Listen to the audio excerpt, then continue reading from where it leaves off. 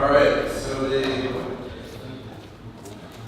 goal of this panel discussion is really to mostly to enable audience interaction. So what I'd like is for the audience to come up with some questions for the panelists to address. Either a question can be targeted to an individual panelist, or it can be a general question for everyone or any subset of the panelists. I mean, if you guys can't come up with any questions, I'll do it on my own. But I'd rather hear from you guys. We'll wait for Adam to join the panel.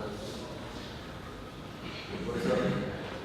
I did communicate. We were in enough. There were one of the microphone on the table. So everybody's on. All right. So let's. So we have a question back here. All right. So before you ask your question, briefly identify who you are for posterity. Okay. Actually, it would be ideal if someone could operate that camera and put it and ask the question. Okay. My name is Lake Watkins. I work with Ben Dirks' group down in Hong Kong on their AGI project. I noticed, James, that you mentioned during your discussion that we should start making decisions now to affect the future. So I was interested in asking you and the rest of the panel, once you all get home, what's one decision that each of you would make that would make the world a better place when there's no, when it's the end of economics, or there's no value in human labor, or there's machines that don't understand the subjective self or emotions? Let James start.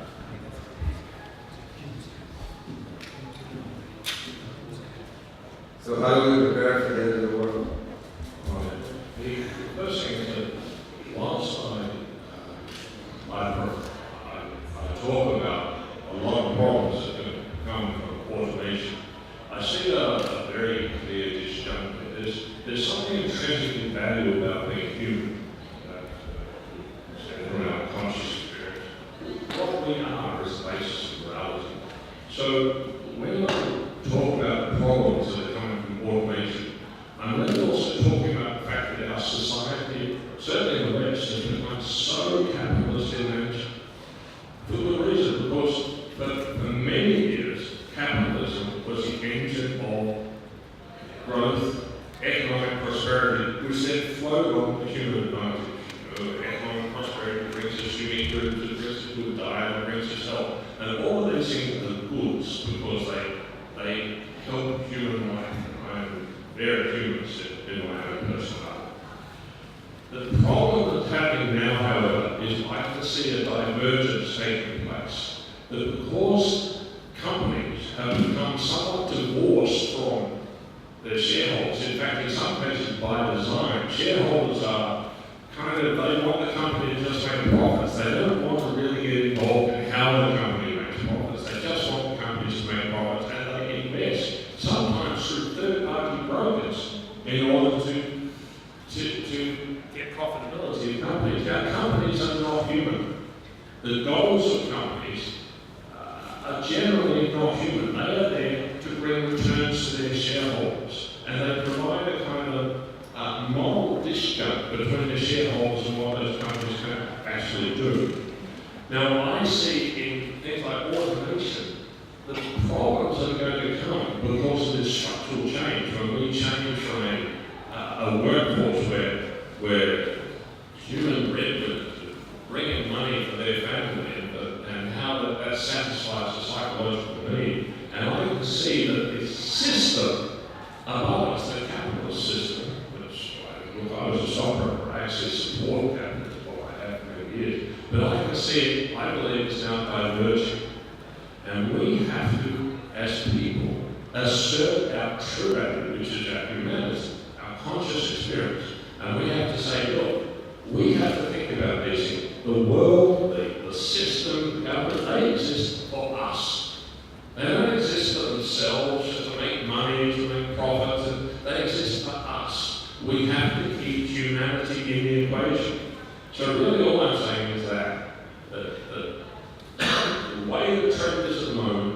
is that everybody be able to work, and the system is not really designed to cope with that. The system is encouraging it because of the way it's constructed.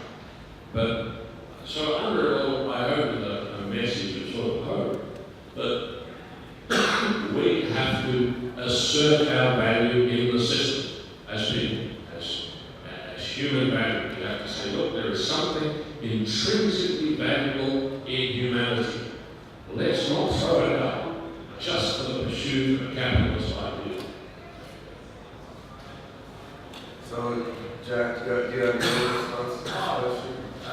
Yeah, in answer to your question, I thought that's right, yeah, I almost started. In answer to your question, me personally, well, I no longer work in the as an economist because I kind of dissolved my job in a very sort of singularity way. I advised my employers in the government that it was no longer economically feasible, and so I got a package and left, retired early. But, and that was in a technology-related area of radio communication. But my own, so I now work, I'm truck driving and working as construction engineering. I mean, I just work wherever I can in part-time journalism. But I've made my decisions as far as the future is concerned, the longer-term future. I mean, in the short term, I just have my mortgage and buy a few shares maybe. But in the longer-term future, I want to join the moral economy, right, which is the last slide there.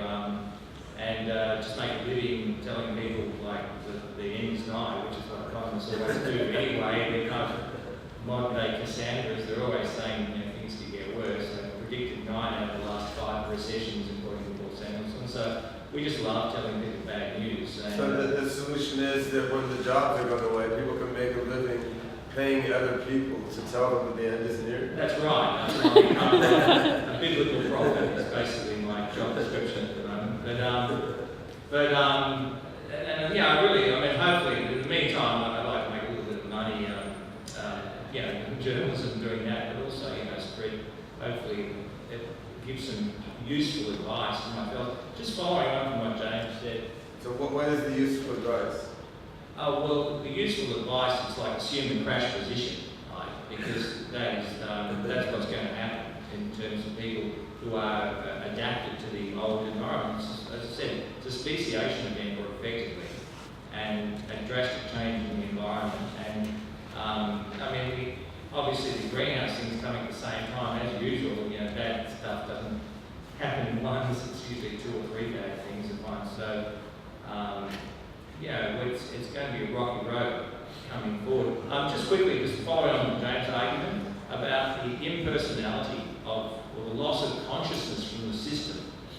Consciousness is the foundation of morality. The interaction between subjective minds is the basis of what makes us human and what makes us special as far as creation is concerned, for one of the better word. As I said, instrumentally, consciousness is disappearing from the economic system as AI takes over. AI is unconscious. It's smart, but it's completely has no feeling, right? And institutionally, of course, the free market is unconscious. It is broadcast, advertised as an unconscious self-regulating system that doesn't have conscious control. That's consciousness has been displaced from the free market, because we've seen this with the GFC. So consciousness is disappearing from our system. That's not a good sign. Right. So the message from the economist, as my father used to say, is put your head between your legs and kiss your butt goodbye. we will also hear more positive news in the future as the day goes on. But I think it's interesting to look at all the different perspectives. Another question? I want to hear from all of you. Want to hear from everyone? All right. Well, we may not get to another question, but let's go on. Yeah. So one of my classmates at Senior University actually wrote a book. Loba will steal your jobs, but that's okay.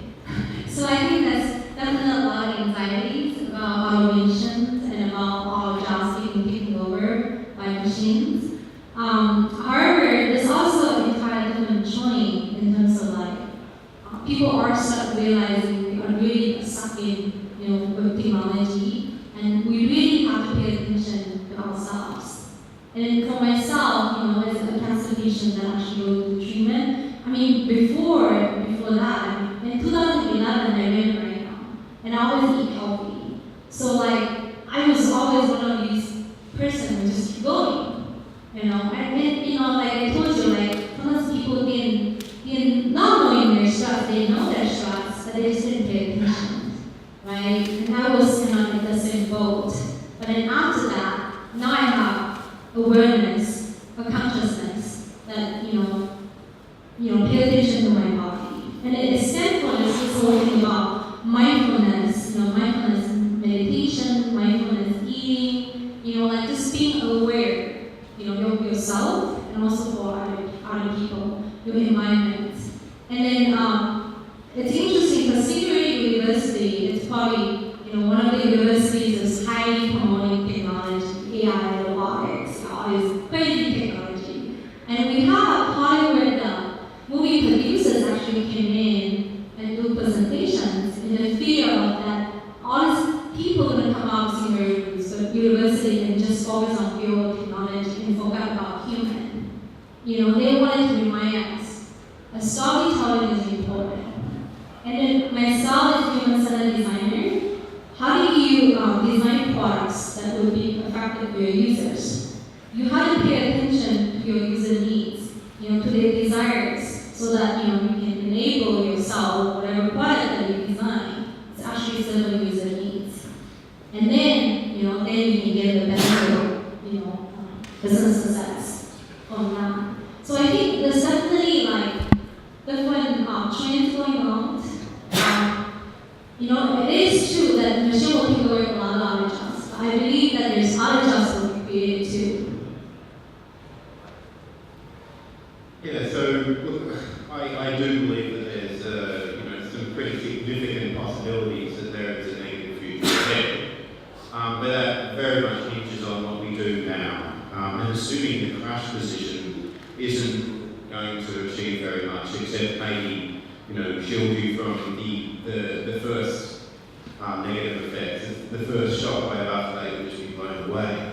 But there is so many possibilities to the future with technology that are extremely beneficial. Now, assume that we achieve something akin to Drexlerian nanotechnology, or in I guess more near-term ways of thinking about it, 3D printers that can print what you want on demand. So what we may be entering into is a society, a post-scarcity society of all sorts of resources that we depend and we strive and fight over today. And so a lot of the reason why we're fighting about these resources is because of the limited access to them. What we can do today, and this was your question, is work towards steering technology in the direction of being able to benefit everybody. And by benefiting everybody, then I believe that we'll reduce the likelihood that we'll be fighting over scarce resources. And even real estate. There's so much matter in this galaxy. There's so much matter in the universe. I mean, ultimately, who knows what we'll be able to do. But even in the solar system, there's plenty of possibility for even real estate. So the rent-seeking behaviour that was discussed, I think that's an extremely important issue to discuss. I think we need to look at that. Do we really need to own, more than our neighbour in order to have a good life? Is the quality of our lives judged in reference to the person next door to us, or the person down the road, or Joe Blogs on TV, right? Maybe we should just focus on learning how to be happy based on our own preferences, and not trying to be better than the person next to us. And that's all. No, I think we should move on. Why do we need to move on? Yeah, actually, I'm curious to get the opinion of the people in the room. So how many people in the audience believe that eventually robots will take over all human jobs? Raise your hand if you believe that. Every human job, yes. Okay, now how many believe robots will take over 90% of human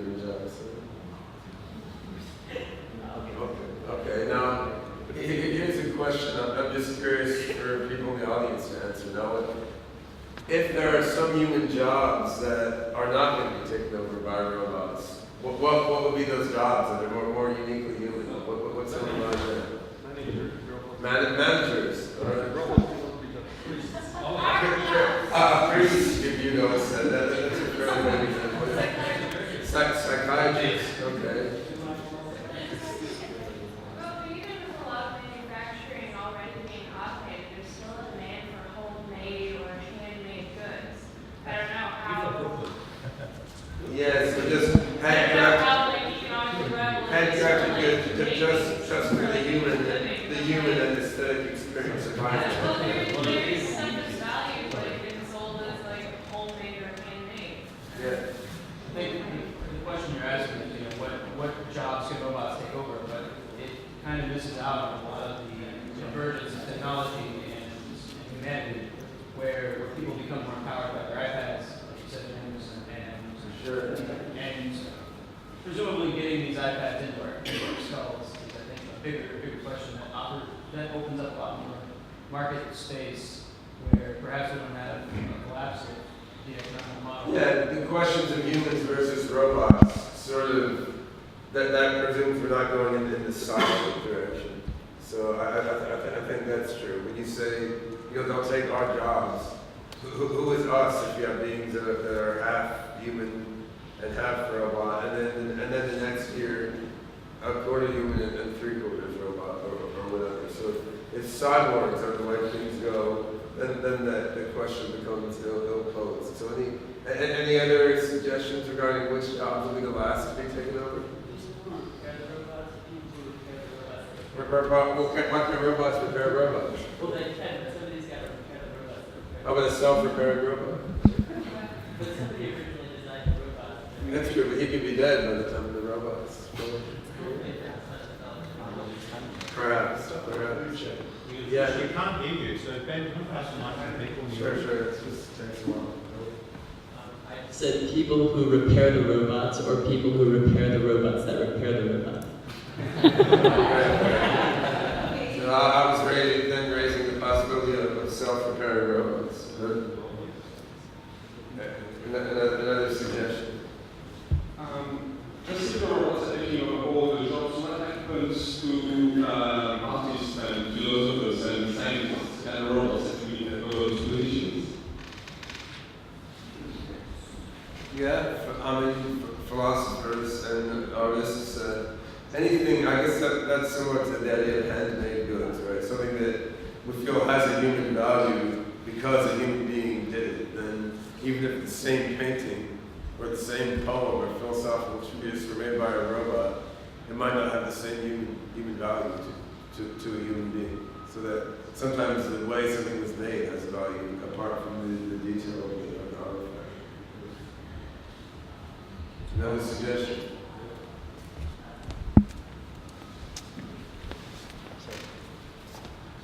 Hi, I'm Gustavo. I design software for enterprise application. I just opened a company 2 weeks ago. And what I don't get is, why the end of the daily jobs is going to be bad? Because, okay, yeah, I think maybe most of the daily jobs, or the economy will be replaced by robots, but I don't think I can go to my previous client and say to everybody, okay, tomorrow you don't have to go to work, do whatever you dream, and maybe if you commit to the people to follow you, you're okay. I think they will be more happy, right? If I go there to the company and say, you don't have to come tomorrow, okay? You will have food, and you will have your home, you will still have your girlfriend. The question is why do robots want to bother to give them food instead of utilizing those molecules for something more interesting to robots? Because there were, I don't know, but I really believe that the daily jobs are going to die. Because nobody wakes in the morning and say, I want to have a daily job, right? Now I want to do this company, before I wanted to design software, and later maybe I want to do other things. Usually, and I talk with a lot of entrepreneurs, and they don't want also to get money. Nobody replied, yes, I wanted to get money, that's the reason I opened the company. No, I wanted to help these people, or I want to sell my project, or I didn't want the waste in my previous company. I didn't want the waste in the engineers in my previous company. It was no meaningful work.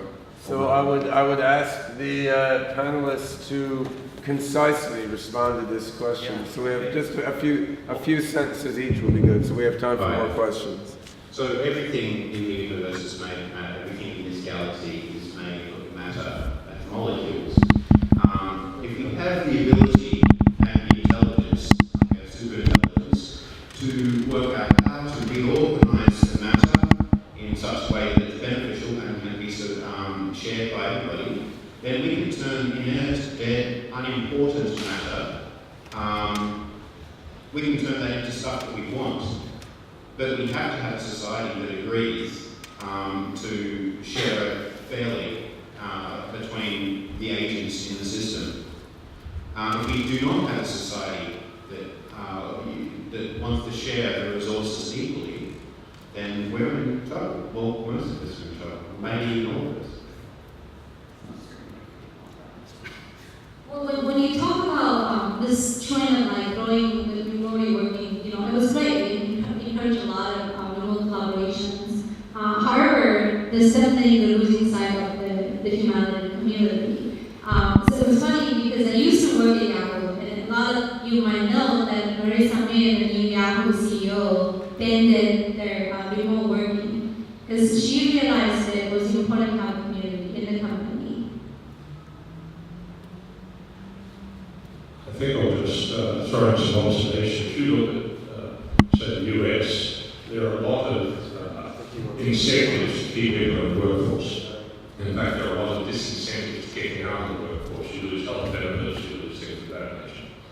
And whilst I agree with what you're saying, there's a lot of sort of impetus within capitalist society to go the other way, to say, look, you have to work, to put pressure on you, and if you don't work, they will punish you, which is how they ensure people stay in the workforce. And I don't think that'll go away that easy, that impetus. We have to find some way to overcome that with maybe more way of thinking. But it's not an easy problem. And it also touches on the one thing that I mentioned before, which, remember, we came from a world where everybody worked.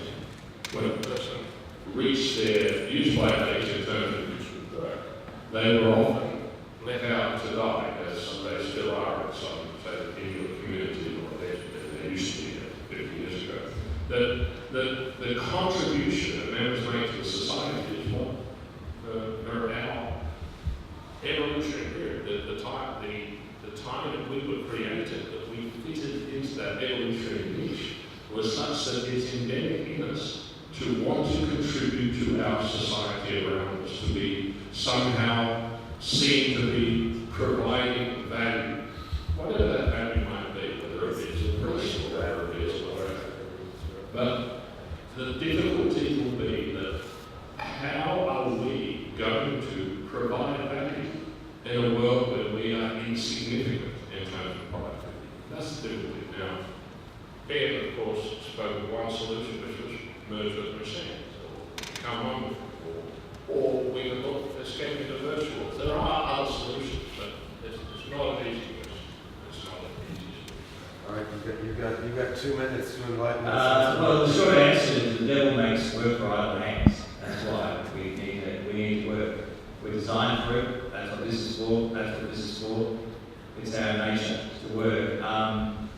The problem really is, as I said, instrumentally, we like tools. Like the little film there that started 2001, we love to work with tools, and that's instrumentally. But institutionally, we like teams.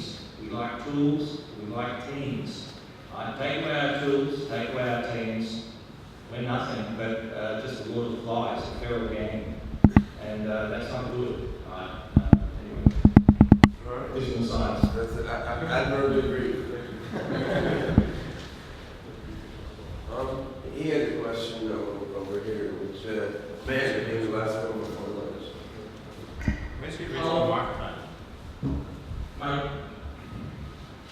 My question is, how important do you guys think giving emotional intelligence to robots? Like giving emotional intelligence to robots, like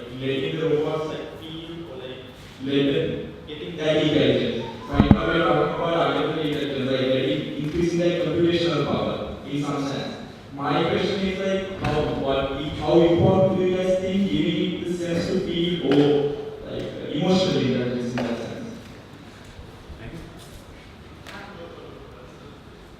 Yeah, I think emotional intelligence is very important, and I believe that that will actually help us soften the fear of singularity. You know, like all these robots will come and kill us and take away our jobs.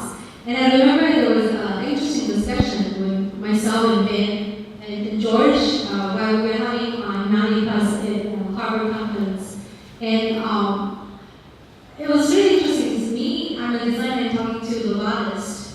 And I think one thing that I highly emphasized, remember that conversation, was that, well, if you build a machine, you have to teach the machine just like you teach a child.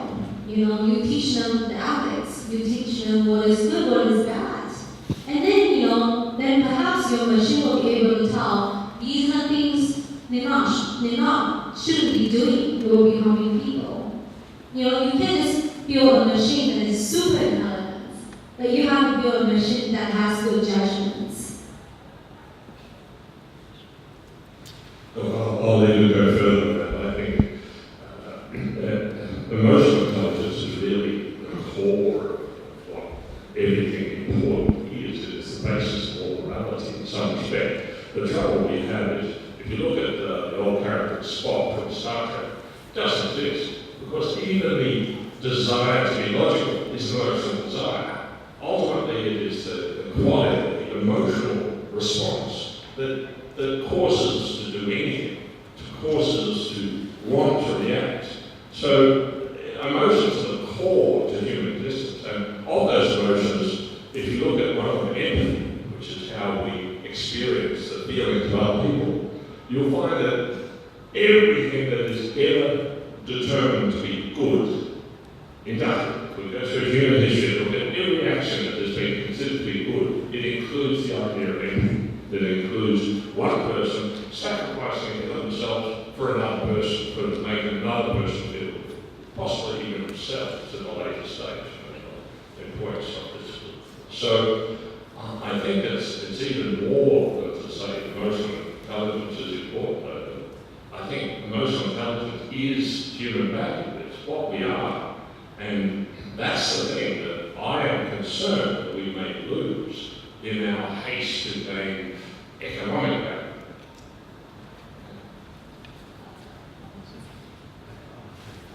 Well, I just wanted to mention something really quick. It's funny. So in Japan, there's this robotic company, they start building emotions. So the robots are able to feel that there is an incident happened. Because one night, the robot started developing emotions to this intern that was working in the lab. And then that night when she was about to go home, he wouldn't let her go. so she had to call 911 and have her lab mates come in and help her release from this robot. So I think, there's definitely hurdles we have to jump through in order to develop this machine intelligence. I think this has been discussed by an Oxford philosopher who I've heard of, Julian Savulescu. I know some people have heard of him. And he brings up an interesting question. Are we fit for the future? Now, there's been a lot of talk about engineering the machines to be able to, treat us well, and for the machines to be friendly. But are we currently in a psychological state now that is likely to be able to preserve the important values that we have? We get paranoid. We panic at signs of change. We get jealous. We get greedy. These are the sorts of things that may have had evolutionary advantages in the past, but may not be beneficial tomorrow. So it may be even worth them asking, should we be not only teaching ourselves, but re-engineering ourselves in the future so that we will be more moral? And this is a serious question, because we're already doing that. With technology now, we're re-engineering ourselves, but maybe we need to take it a lot further. Maybe we need to focus on discovering technologies that will increase the likelihood that we won't be sociopaths labs or cyber labs, and being very friendly humans. It's an issue that's being discussed right now, even in China. Now, you may not have heard this, but there's a company in China, an organization that is focused on trying to find the genetic underpinnings of intelligence. So there are current projects doing this sort of thing right now, but I believe that we should be re-engineering ourselves to be more moral, if at all possible.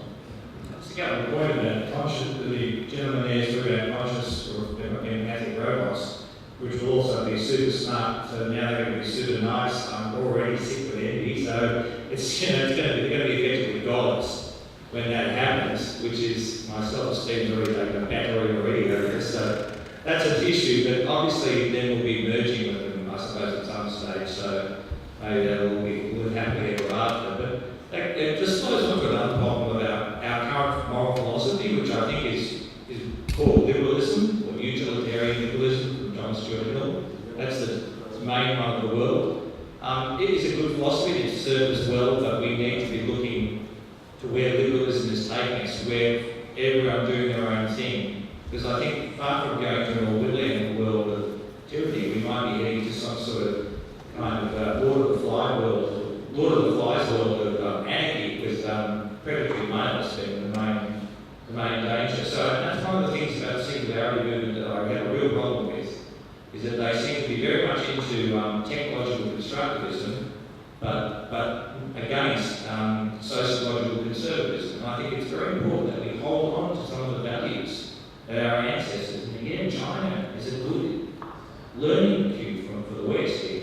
They worship their ancestors, they have a Confucian philosophy, and that may well be something, a rock, to hold on to whilst we head into this uncharted waters. We don't want to cut all our ties from the past, because we will be subject to the stormy weather that's coming. So a lot of the Eastern philosophies, Eastern governments, seem to have a better hold on it than we in the West. So, that's just right. Thanks, that's an interesting point. So we'll do one more quick question before lunch. Hi everybody, my name is Pei Hua Ho, and I guess I know the US system very well and I know China pretty well, but I want to give you a couple of examples of how people fight this trend. About 15 years ago, I visited a hospital in the US, and I discovered we all know what computer system taking over a lot of the data processing.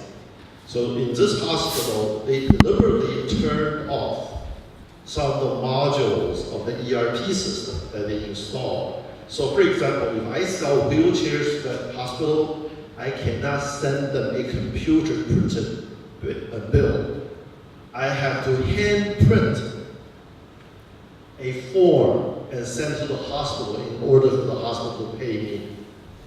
That's because the union members work with politicians, turn off such modules to preserve union jobs. So my point is, first, robot cannot vote. Not yet. And also in the US, I discovered over the past 30 years, there's an emergence of a class conflict. A lot of it's driven by such trend of lower participation rate in terms of workforce. So democracy or politicians will change. Maybe down the road, the system will be more a distributor of abundant resources. So everybody have a basic level of comfort. Then we can focus on things like art, music, designing clothes, or something that the robot couldn't figure out how to do yet. All right, that's my point. Yeah, I mean, we have a number of Australians here, and unions are very active in Australia. It's very relevant point. So we got to keep responses brief because we got some pizzas out there, but I'm curious what everybody has to say. No, I agree, Tommy.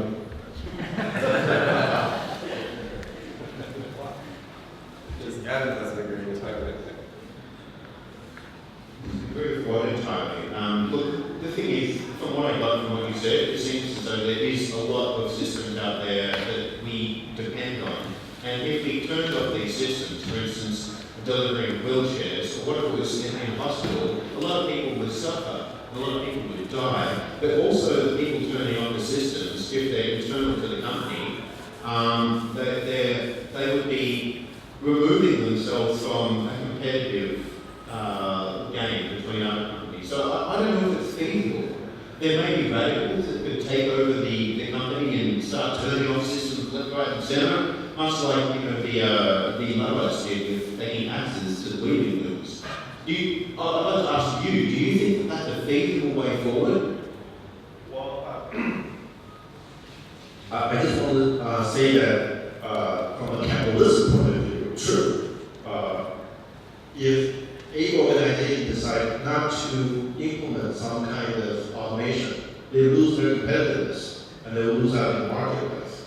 But there's a huge portion of the U.S. economy is not really capitalistic; it's socialistic. So this is a public hospital.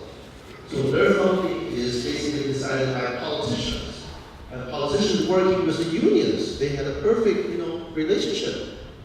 So we, as humans, we will figure out what we need to do first to survive, and then also to sort of contribute to the society. So if there's going to be abundance of food down the road, because robots will take over the farmers and then produce all the food that we can consume, then everybody will have a basic comfort level.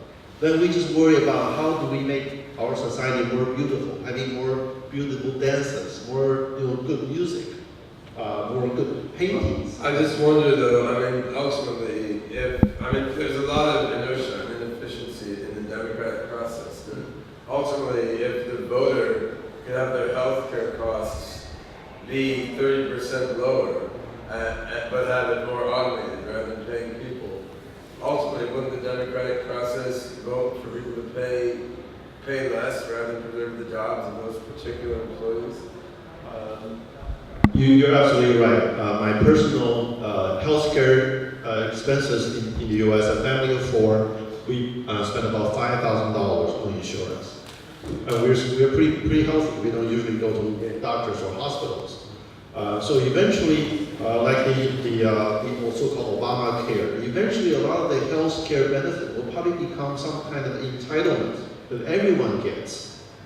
So if you have your food, you have your health taken care of, you have your habitats taken care of, then what do, right? You worry about how to make people's lives better.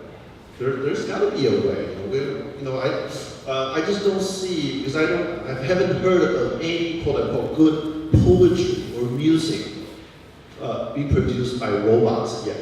I've seen all the industrial or even entertaining robots like Disney has lots of robots. There has been computer-generated music that people have thought was actually written by people. So, it's happened. Yeah. And another thing is, if you look at the medical profession in the U.S., they are very anti-technology way from the start. So they build a barrier, to prevent technology from coming into their fields and taking over their jobs. But still, they're not doing such a great job because they're already robotic surgeries nowadays. Just a quick point. Yeah, let's give the last word to our dismal scientists. Well, actually, this is the first good news I've had of all. I think it is the Ricardo effect, which was discovered by almost 200 years ago, where unions or rising wages, which typically were put forward by unions, can actually encourage a beneficial technological substitution by improved technology, which is what you sort of see in Scandinavian countries, which have strong unions, like good industrial awards and very nice governments. And providing that intelligent people well educated, the unions raise the wage rates, and the businessman then says, well, I'm not going to bother paying extra people, I'll pay the people in the job higher wages, but I'll give them better tools. And so they invest in beautiful new machinery. But James's biggest competitors are Tarvik, I think, from Finland, and he will say himself that the unions that are paying high wages in the mines actually adopt and adapt well to the automatic autonomous systems. That's correct, James?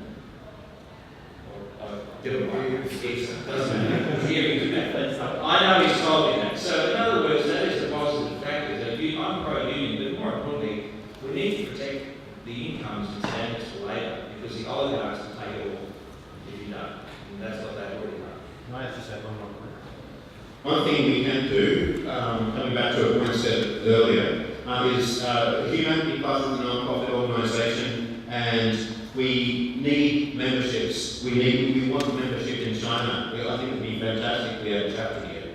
And we need people to join because we need finance, okay, to run conferences, to get things started like this, and generally spread these ideas and encourage people to talk about these topics before it's too late, before something happens and people suddenly react with a knee-jerk reaction. So I encourage you all to think about joining Humanity Plus. It's pretty easy, you just go to the website and there's a registration page. And that gives you the ability to have a say in how the organisation operates, and is a great platform for organising local events as well. That's all.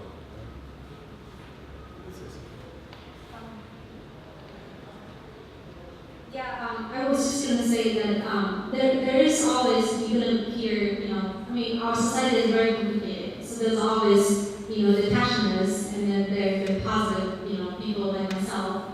And there is, always struggle with technology and finance and economic, and one thing we humans do is very interesting.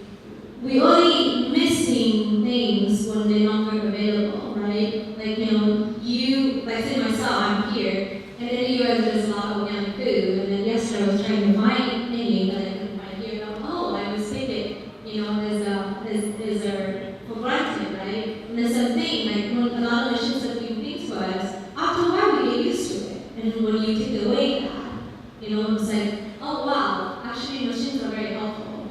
So what we do, just like Adam says, we wanted to organize these kind of conferences, organizations, nonprofits, and we wanted to facilitate these kind of discussions so that we can educate people, so that people will be, instead of just like the politicians shuts down, more positive and understand technology in a more positive way. We have one of our afternoon speakers. She's around us in time for lunch. Actually, that concludes the panel discussion. We have some of our pieces out there now. I think the others should arrive in 15 minutes or so. So we can go out and get started with lunch.